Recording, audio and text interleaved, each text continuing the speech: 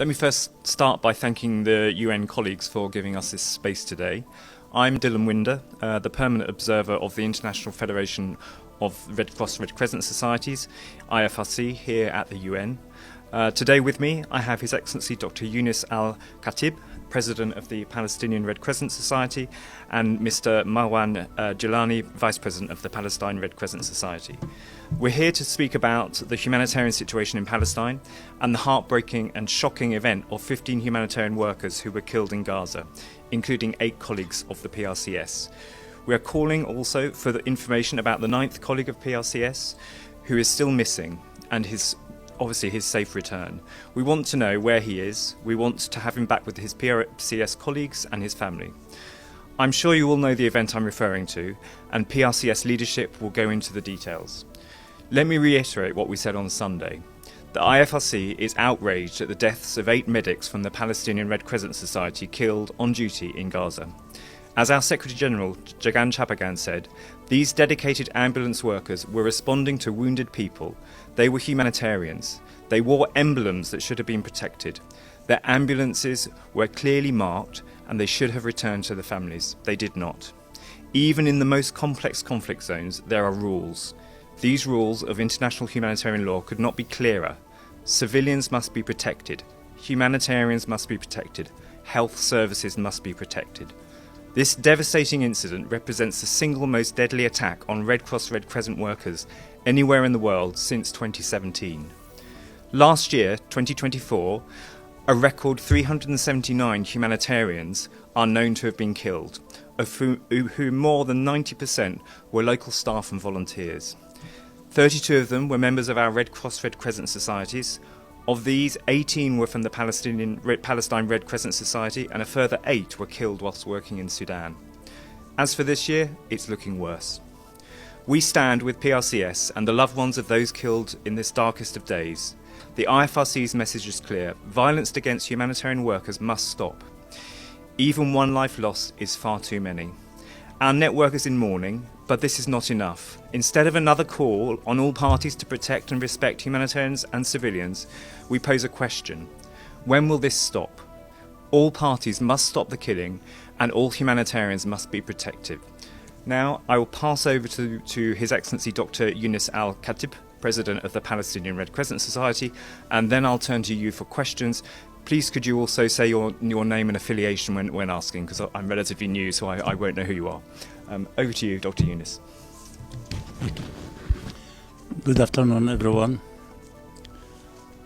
Well, thank you for welcoming me in UN for the first time. This is my first press briefing in this building. It comes with difficult times, not just for us as Palestine Red Crescent Society, but also for the Palestinians in general, and I think even beyond that. I'm not a man of history, I don't read a lot of history, but I think sometimes we have to remind ourselves that Gaza is a city 4,500 years old. Gaza is a city that houses one of the eldest mosques in Islam. It houses the 3rd eldest church in our world. It's pity that such a cultured city is treated like this, not just by Israel, but by all of us, by the international community as a whole. Yes, we came here with the breaking news last Sunday of the killing of 15 paramedics, humanitarian aiders. 8 of them are PRCS, 6 civil defense and 1 UN officer, and 1 missing PRCS member. So it was our duty to talk about that, was our responsibility, me and Marwan, to brief this building that represents our international community through the missions, through the Security Council, through everybody we have met in the Secretariat about what is happening to our team. Last Sunday, a PRCS mission coordinated and accompanied by the UN OCHA uncovered a mass grave where 15 first responders, including 8 members of Palestinian Red Crescent, paramedics, 6 members of the civil defense, and the United Nations officer, were killed and buried. You've already heard that news. They were killed while on mission to save lives, following reports of civilian casualties in the area of Tall Sultan and Rafah. Since the atrocities, the war restarted nearly a month ago. We have seen vicious attacks against civilians. The story never ends, but Palestinians should not be turned into numbers. 2 days ago, a whole family, 17 members of Sharab family in Khan Yunis were killed. Beit al-Arqam school was attacked. Shelter houses are being attacked. 31 people were killed. When will this end? When we will regain ceasefire in Gaza? By the way, the situation in the West Bank is not any better. And it's getting there day after day. It's getting worse day after day. In our briefings here, we were privileged also to be able to talk and brief the Security Council yesterday. And we have addressed certain demands to the Security Council, hoping that somebody will listen to those demands. I will read the following points. 1, we urge the Council to support the call for an independent and thorough investigation of this atrocious crime and hold those responsible to account. 2, we call on the Council, individually and collectively, and we mean it individually more than collectively, to take action to ensure respect for international humanitarian law.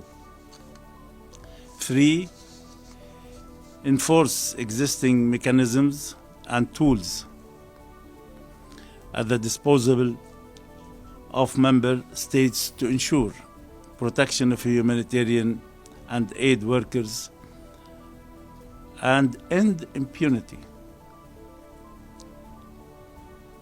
4, we call on the Security Council and on the whole international community to spare no effort to return the ceasefire and to the end of violence immediately. 5, we call for the immediate resumption of aid delivery and the opening of border crossings. We call the international community to achieve justice for the soul of those humanitarian workers. They are not the last, they are not the first, but more and more Red Crossers, Red Crescent people are being targeted throughout the world. This is an emblem that needs to be protected or should be protected. but it is not. We had broken records of the largest number of aiders being targeted in Palestine. Thank you very much. Thank you, Dr. Yunus. Yes, please. Thank you very much on behalf of the United Nations Correspondents Association for doing this briefing. My name is Edith Lederer from the Associated Press. A couple of follow-ups on the events of March 23rd and the discovery of the 15 bodies. Can you tell us if there's been any follow-up to your calls for an investigation? That is, do you expect the UN, the Human Rights Council, to conduct an investigation on the ground? And can you give us any details on how the victims were killed and the condition of their bodies? Were any of them found with their hands bound? And is there a new forensic examination of the bodies being conducted, or is one going to take place? Thank you.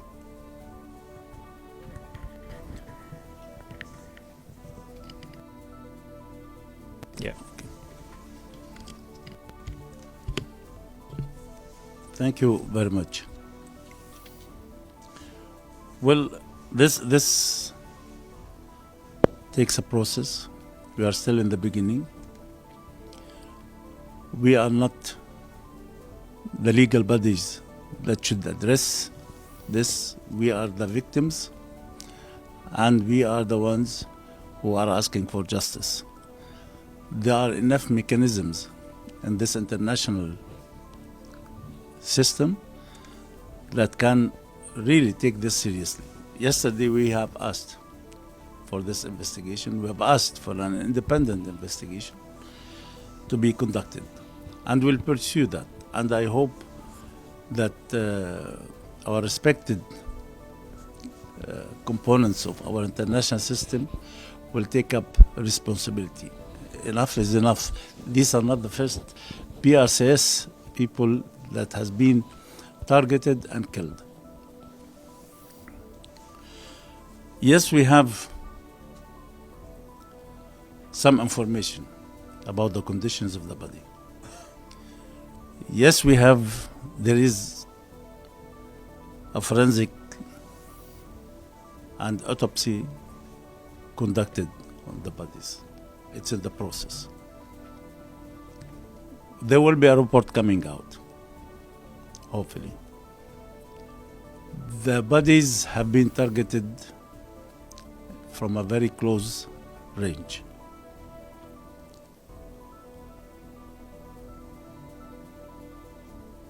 Sorry, but it's not easy talking about my colleagues, my sons, my kids.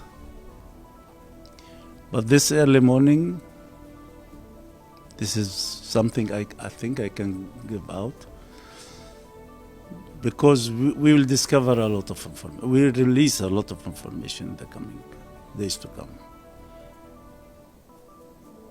Something I can release, I heard the voice of one of those kids. I heard the voice of one of those team members who was killed, and his phone was found with his body, and he recorded the whole event. His last words before being shot: "Forgive me, Mom. I just wanted to help people. I wanted to save lives." And then he was killed. So you can imagine the 15 team members, what did they go through? It was an episode that's heartbreaking. Thank you. Thank you. Could I ask one quick follow-up? You have one member of the Red Crescent who is missing. Have you received any information at all about where he might be? Yes. Let me be clear about that. There has to be accountability to those who did this. For 8 days, we have been begging the Israelis for information about that, the whole team.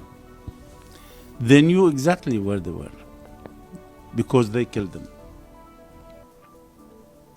But for 8 days, their colleagues were in agony, their family were in agony. Everybody that knew them were praying that they will be alive. They kept us for 8 days in the dark. Now, the only information we know that Assad is missing. But there is somebody who knows whether Assad has been killed somewhere else or Assad is detained in Israeli jails. We still have 3 of our colleagues detained in Israeli jails. But why to keep us in the dark? They know exactly where they are. Thank you. Thank you, Dr. Yunus.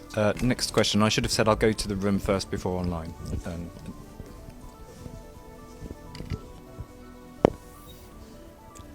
Thank you, Dr. al-Khatib, and thank you, Jilani, for coming to talk to us. My name is Abdel Hamid Asyam. I represent the daily Al-Quds Al-Arabi at the United Nations.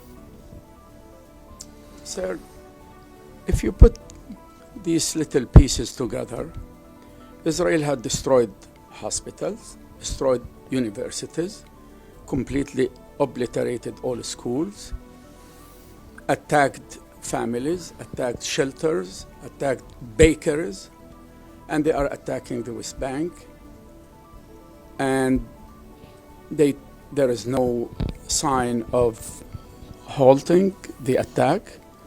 They're continuing in killing on daily basis. Every minute we speak, there are some lives lost. Put this puzzle together. What is your reading about all these atrocities committed by a state that is made mockery of international law and the international community? Thank you. Thank you. You know, maybe one of the undeclared objectives of this war is the destruction of the health system. And let me just talk about the health system and the humanitarian part of it. And also what proves that is what we see in Jenin and Tulkarem, what we see in Tubas and Tammun. There is this obsession about targeting the medical facilities.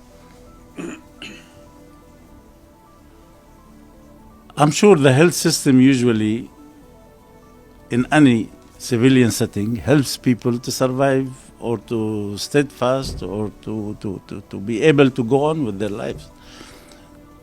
When you are confident there is a medical facility that caters for you. But also to answer your question, I think, as I said it yesterday, I'm a person who was born after the Nakba, a few years after the Nakba of 1948. You feel what is happening now is a continuation to the Nakba. And the biggest Nakba we'll have in the West Bank. This is my own perception. what's happening in Gaza, it is declared. Sorry to say, it was declared by President Trump. Evacuation and displacement of civilians from Gaza outside. It was declared by Netanyahu, by the Israeli administration, all of them, the Minister of Defense, that they want to evacuate Gaza. So such actions have only one interpretation, is displacement.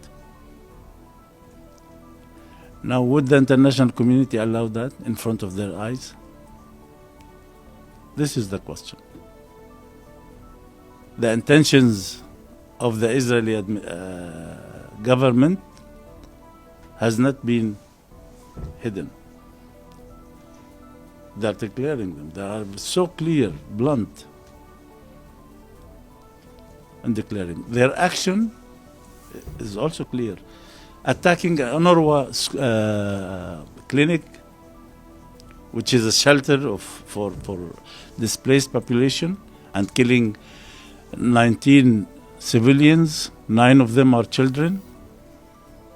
In no other conflict, children has been targeted the way in Gaza. The first 2 days, I think more than 300 children were killed in Gaza. All together, nobody knows the total numbers of people killed in Gaza. By the way, it's all estimates. They say 17,000 children were killed. So our role is to cater for these people. The role of politicians and the international community is to stop the genocide that takes place. Next question. Hi, Dr. Yunus. First and foremost, condolences to your colleagues that were murdered. My name is Gabriel Elizondo from Al Jazeera, the English language channel.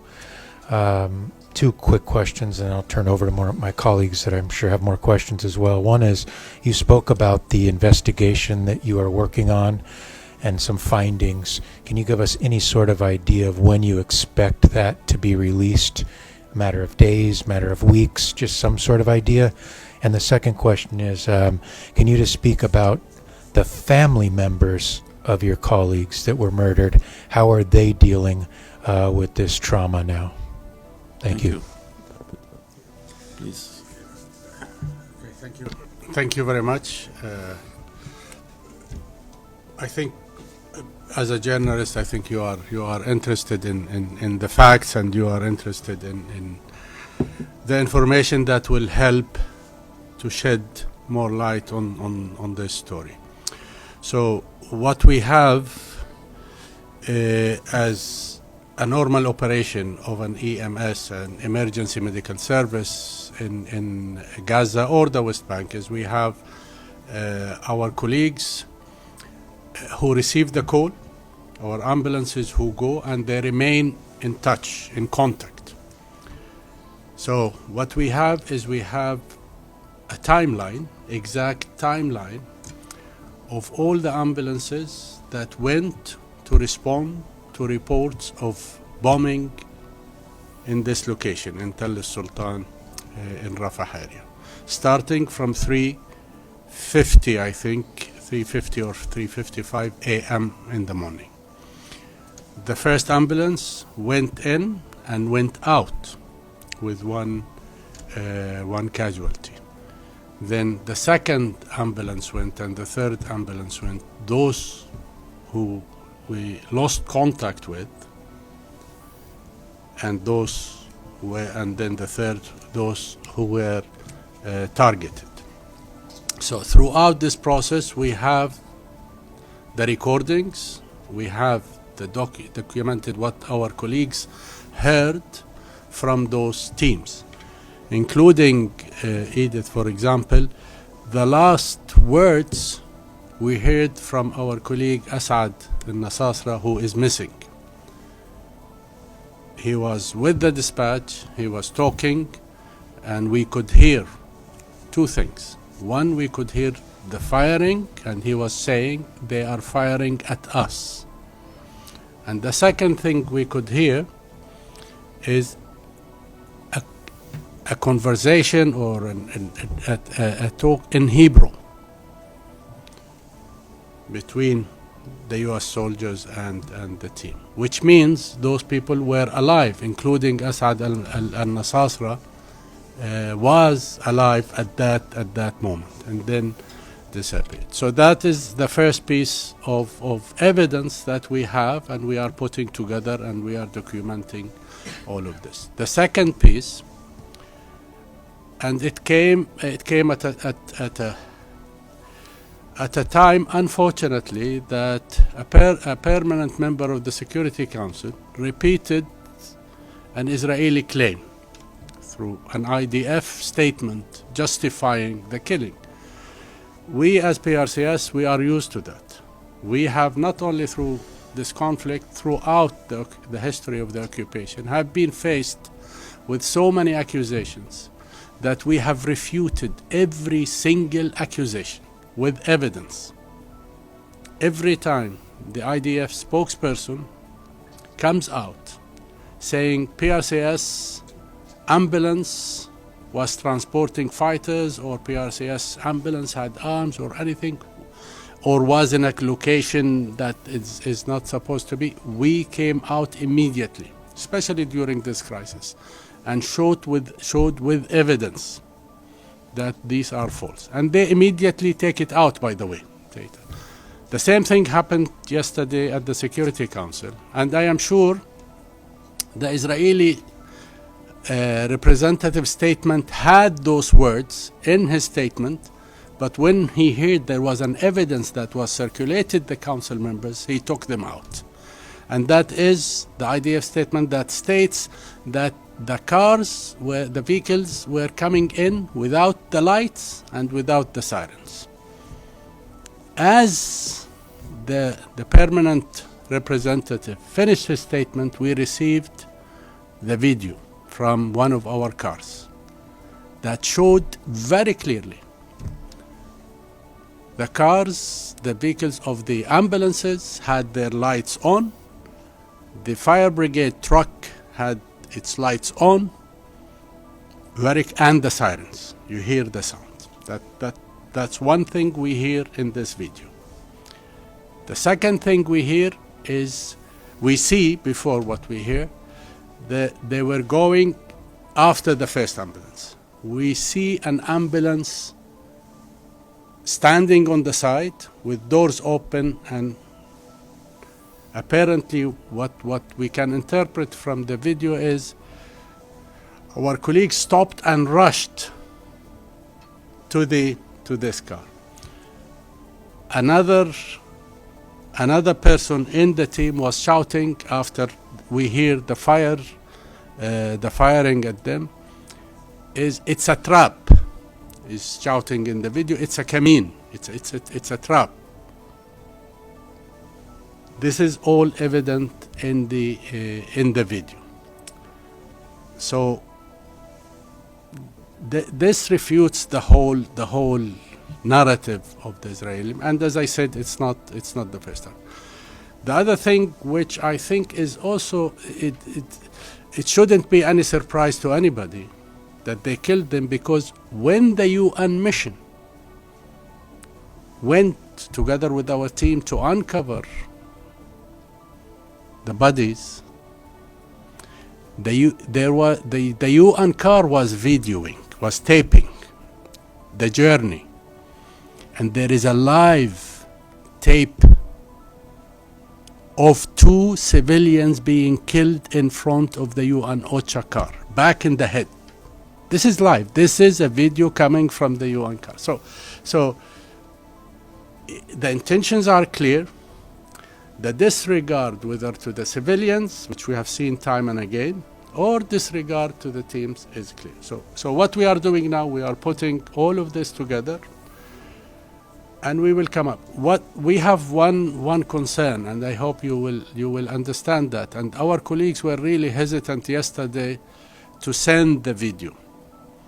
And we tried to do it without the email because we are afraid there will be retribution against our colleagues in Gaza. And that always happens. So we also taken into consideration the safety and security of our colleagues when we want to release whatever information we have. Thank you. Just there will be more coming out. But we are not content with our investigation. We call for an independent investigation. The people should hear the truth out of this. Not just, there are two stories, like what the Israeli army tried to say 2 days ago and repeated by many Israeli officials. The lights are not on, they were suspicious, I don't know what. And some listened to some of those stories. No, we want a clear cut, and this is the responsibility of the international community, not our responsibility. But the more they talk, the more we will come out with evidences. Thank you. Next question. Lady there with the glasses. Hi, thanks very much. I'm Dulcie Leinbach from Pass Blue. Two top UN officials have called for an independent investigation. Antonio Guterres and Volker Turk, and you're calling for one as well. Israel said that they would do their own investigation. So what do you have in mind in terms of an independent investigation? There are people who are more experts than us in this, and that is their role and their responsibility. I think that the world has the mechanisms to do so. We just have to pull out these mechanisms and say this is how we'll go about it. It's not, we will not be held present to words we might say because we are not the experts in that. I think the truth has to come out. What we are asking for is just the justice for our guys. So you don't have anything specific in mind? No, there are mechanisms. Well, exactly, but they're... Yes, sure. Like Human Rights Commission, for example. They have their own... Yeah, I think, as Dr. Yunus said, I think the mechanisms are at the disposal of member states, and they are part of the international system But from our point of view, as PRCS and also as Palestinians, I would say there are two things that are important. One is we have a history of so many incidents, so many investigations that have been blocked by the occupying power. So we have so many commissions of inquiries, we have so many resolutions, whether it is from the Commission on Human Rights or from other bodies of the United Nations. I think the scale of this crime should should oblige the international community to do more and not to accept that this would be another incident that goes in the files and be forgotten after a few days. That's one. Number two is every time Israel is cornered, they come up at the last minute, because if you review the timeline also of what the Israelis said, you will see the changing story. So they came first, exactly, these were Hamas. The cars were entered in a suspicious way, without lights, and now they are changing. And to stop this pressure and this consensus that is being formed within the international community that is an atrocious crime, they're saying we will do our own investigation. What we can say to that is we have never seen an Israeli investigation that resulted in any accountability whatsoever. This is on record, this is a fact, and that, I think, should not be accepted. So that's what we can say as victims of these atrocious attacks on our teams. The rest is, as Dr. Yunus said, is up to the member states to activate that. Let me be very frank with you. As victims, yesterday we heard the right words from States Member Security Council. The right words, the right statements, we are looking for the deeds. We are looking for the action. We don't want to hear words. We don't want to hear even condolences. We have lost through this conflict more than 200, not this recent, but as Palestinian Red Crescent in the last 50 years, more than 220 of our colleagues. We heard lots of condolences. We heard lots of nice words, statements. It's time for action. Thanks. Thank you. Next question, please. Yes.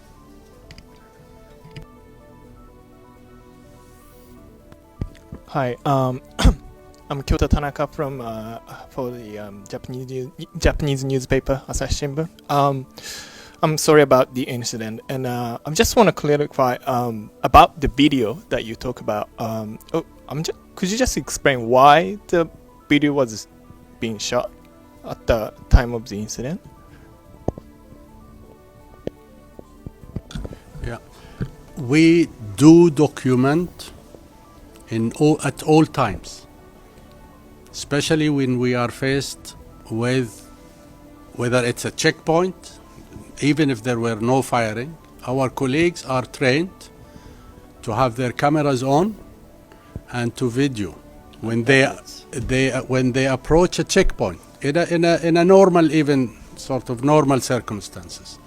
So this is part of documentation for us and of documenting the mission, because we know and we are faced not always with being targeted with a live fire, but our colleagues always, every day, face the beatings, the blocking their mission, staying at checkpoints for hours when patients even in a critical conditions. So they do document this, and the Israelis know that we document this. So it is a normal procedure. It was not. Yes, it is done, especially because also they could see there is a danger and there are firing, but it's also a normal procedure. And also, you haven't decided how, when, and if you're gonna release the video. But if you were to do it, would you have some idea of how you're gonna do it? This is what the Security Council, what was shared with the Security Council is one short video. And again, I think, I don't know if you mentioned it, I think Dr. Yunus may have mentioned it, but Dr. Riyad mentioned it at the council. This was the phone of one of our EMS members, of the paramedics who was killed. So the phone was on his body, the phone was in his pockets or with him. That's why we retrieved that video. There is a longer video. As I said, we will look into. First of all, this is evidence, and we will deal with it as such. We will see how it will be used by competent authorities, but we will also take care of our colleagues.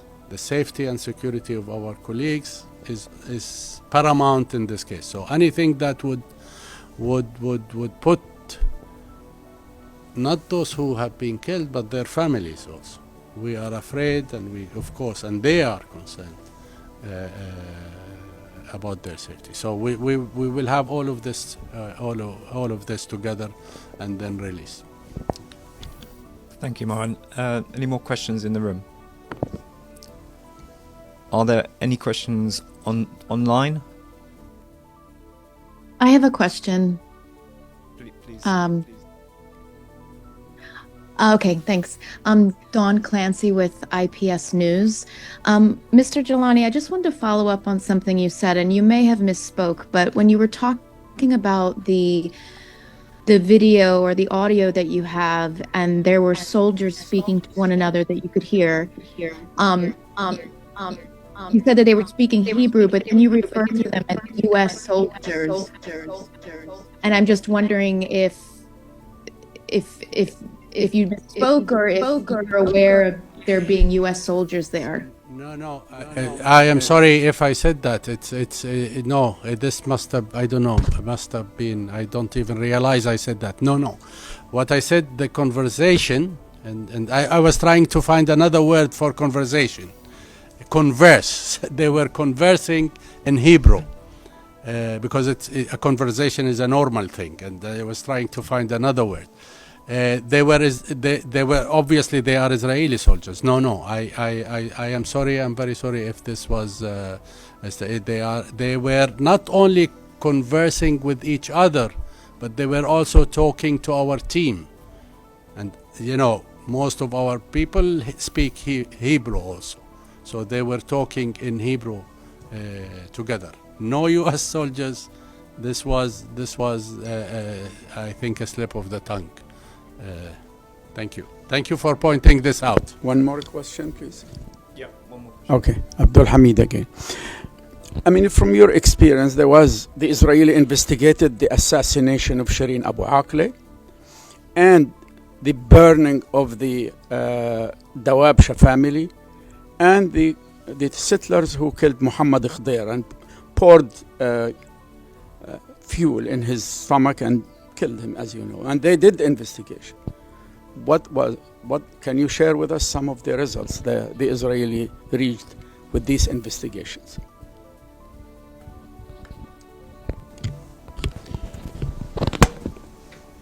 Simply, we can share nothing because we were not involved in these investigations. We were not informed even of it. We don't have any reports. They don't share reports with us, and this is why Marwan was very clear that this idea of the Israeli army investigating, I have a certain experience also in that respect. We don't trust any of the army investigations, and this is why we were very clear in saying that we need an independent inquiry into this, and not just the routine procedure to quit settlers who are shooting everywhere, and then the next day we find them also still walking freely, and Palestinians. I heard the story of the Palestinian filmmaker that won the Oscar, who has been, because also our ambulance was involved in, he was attacked in his house and he was beaten up, but he's the one who was jailed and he is the one who had to pay the fine, and not the Israeli settlers who beaten him because he attacked the settlers. You attack me in my home and then you blame me. No, we don't trust such. Thank you. Thank you, Dr. Yunus. I think we had a question from Al Jazeera about families as well, which we answered. Families of the victims.